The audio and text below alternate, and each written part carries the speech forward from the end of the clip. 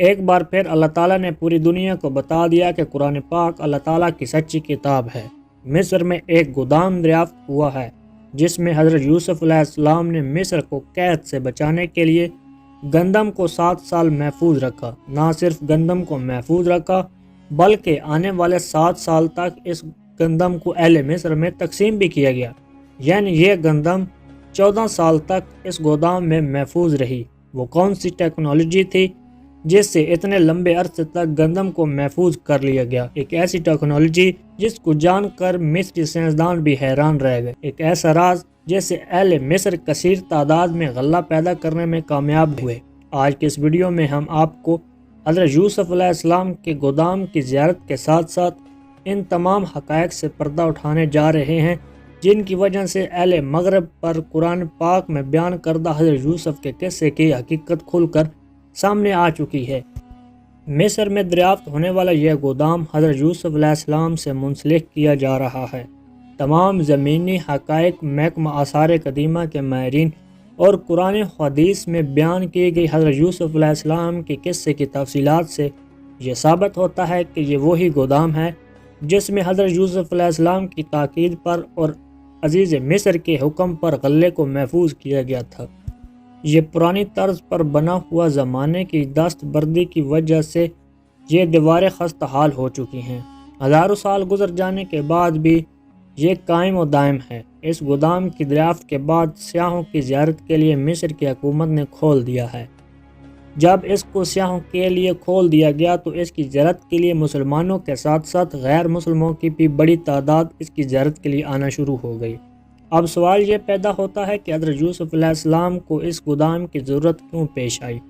حالانکہ مصر زمانہ قدیم سے ہی اجناس بڑی تعداد میں پیدا کرتا ہے، اپنی ضرورت سے زیادہ اجناس کو دوسرے ملکوں میں فروخت بھی کرتا ہے۔ اس گودام کے متعلق ہم قرآن و حدیث سے بھی پتہ چلتا ہے کہ جب حضرت یوسف علیہ السلام پر زلیخا نے بدکاری کا الزام لگایا تو عزیز مصر نے حضرت یوسف علیہ السلام کو قید خانے میں بند کرا دیا۔ اس قید خانے میں اور بھی قیدی موجود تھے۔ وقت گزرنے کے ساتھ ساتھ حضرت یوسف علیہ السلام اور ان قیدیوں میں دوستی ہو گئی۔ حضرت یوسف علیہ السلام نے ان قیدیوں کو ان کے خوابوں کی تعبیر بتانا شروع کر دی۔ 2 قیدیوں نے حضرت یوسف علیہ السلام کو اپنا خواب بتایا تو حضرت یوسف علیہ السلام نے ان میں سے ایک کو بتایا کہ تمہیں سزائے موت دے دی جائے گی اور دوسرے کو بتایا تم رہا کر دیے جاؤ گے اور عزیز مصر کے دربار میں ایک اہم عہدے پر تمہیں فائز کر دیا جائے گا۔ تمام قیدی یہ سن کر پریشان ہوئے کہ یہ دونوں ایک ہی جرم کی سزا میں ہیں۔ ایسے کیسا ہو سکتا ہے کہ حضرت یوسف علیہ السلام کا فرمانا تھا کہ اللہ تعالیٰ کے حکم سے ایسا ہی ہوگا۔ عزیز مصر اپنے دربار میں اپنے درباریوں کے ساتھ موجود تھا۔ کسی مسئلے پر گفتگو ہو رہی تھی جس کا تعلق موت اور زندگی دینے پر تھا۔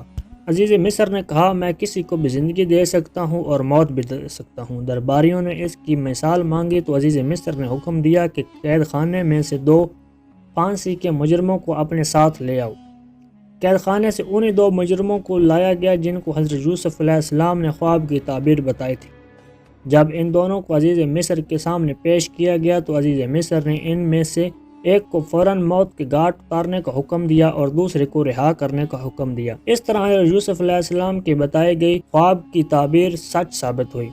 اس واقعے کے کئی سال بعد عزیز مصر کو ایک خواب آیا جس میں وہ دیکھتا ہے کہ دریا سے 7 موٹی تازی گائیں نکل رہی ہیں، پھر اس کے بعد 7 کمزور اور لاغر گائیں نکل رہی ہیں۔ ان 7 کمزور گایوں نے ان موٹی گایوں کو کھانا شروع کر دیا ہے۔ اس کے بعد عزیز مصر نے دیکھا کہ 7 گندم کے بھرے ہوئے سبز گوشے ہیں جن میں اناج بہت زیادہ بھرا ہوا ہے۔ اس کے بعد اس نے دیکھا کہ 7 خشک اور اناج سے خالی گوشے ہیں جو کہ اناج سے بھرے ہوئے گوشوں کو کھا جاتے ہیں۔ اس خواب کو دیکھ کر عزیز مصر بہت پریشان ہوا اور اس نے اس خواب کی تعبیر جاننے کے لیے پورے مصر کے نجومیوں، کہینیوں، ستاروں کے علم کے جاننے والے اپنے دربار میں حاضر ہونے کا حکم دیا۔ جب یہ لوگ حاضر ہوئے تو ان کو عزیز مصر نے سارا خواب سنایا۔ ان لوگوں نے اپنے جادو اور ستاروں کے علم سے اس خواب کی تعبیر جاننے کی کوشش کی لیکن وہ سب ناکام رہے۔ انہوں نے عزیز مصر کو صرف اتنا بتایا کہ ان کے علم کے مطابق ایک گائے سے مراد 1 سال ہے یا ایک مخصوص عرصہ ہوتا ہے۔ اس کے علاوہ اس خواب کی حقیقت وہ نہیں جانتے۔ عزیز مصر ان کی اس بات سے مطمئن نہ ہوا۔ اس وقت وہ قیدی بھی موجود تھا لیکن اب وہ ایک اچھے عہدے پر فائز تھا۔ اس نے عزیز مصر کو بتایا کہ میں ایک ایسے شخص کو جانتا ہوں جو خوابوں کی درست تعبیر بتاتا ہے۔ اس نے یہ بھی بتایا کہ اس شخص نے کس طرح اس کے اور اس کے ساتھی کے متعلق خواب کی درست تعبیر بتائی تھی، اور تعبیر بتانے والے کا نام بھی بتا دیا۔ یہ سن کر عزیز مصر بہت زیادہ حیران ہوا کہ اتنے زیادہ علم رکھنے والا شخص اس کے قید خانے میں کیسے موجود ہے۔ عزیز مصر نے حضرت یوسف علیہ السلام کو فوراً اپنے دربار میں پیش ہونے کا حکم دیا۔ حضرت یوسف علیہ السلام جب پیش ہوئے تو عزیز مصر نے اپنے خواب کے متعلق دریافت کیا، تو جس کے جواب میں حضرت یوسف علیہ السلام نے بتایا کہ 7 تندرست گائے سے مراد 7 سال تک مصر میں خوشحالی رہے گی، اور 7 لاغر و کمزور گائے سے مراد یہ ہے کہ آنے والے 7 سالوں میں مصر میں شدید قسم کی قحط سالی پھیل جائے گی۔ خواب کے دوسرے حصے میں 7 سبز گوشتوں سے مراد ہے کہ مصر میں وافر مقدار میں اجناس پیدا ہوں گے، جبکہ خشک سے مراد ہے کہ اجناس بالکل بھی پیدا نہیں ہوگا، یہ ان خوشحالی کے 7 سالوں کو بھی کھا جائے گا۔ عزیز مصر خواب کی تعبیر سن کر بہت زیادہ پریشان ہوا، جبکہ دربار میں موجود کہانیوں اور نجومیوں کا کہنا تھا کہ ایسا کیسے ممکن ہو سکتا ہے، کیونکہ مصر کے پاس دریائے نیل ہے جو مصر کو سیراب کرتا ہے۔ دربار میں عزیز مصر کی بیوی بھی موجود تھی۔ اس کا کہنا تھا کہ بارہا ماضی میں ہم نے سنا ہے کہ دریائے نیل خشک ہو گیا تھا، یہاں تک کہ جانوروں اور پرندوں کے پینے کے لیے بھی پانی موجود نہیں تھا۔ ہمیں اس خواب کے بعد ضروری اقدامات کرنے چاہیے۔ عزیز مصر نے حضرت یوسف سے اس کا حل دریافت کیا۔ حضرت یوسف نے کہا کہ خوشحالی کے 7 سالوں میں بڑی مقدار میں اجناس اور غلہ پیدا کیا جائے۔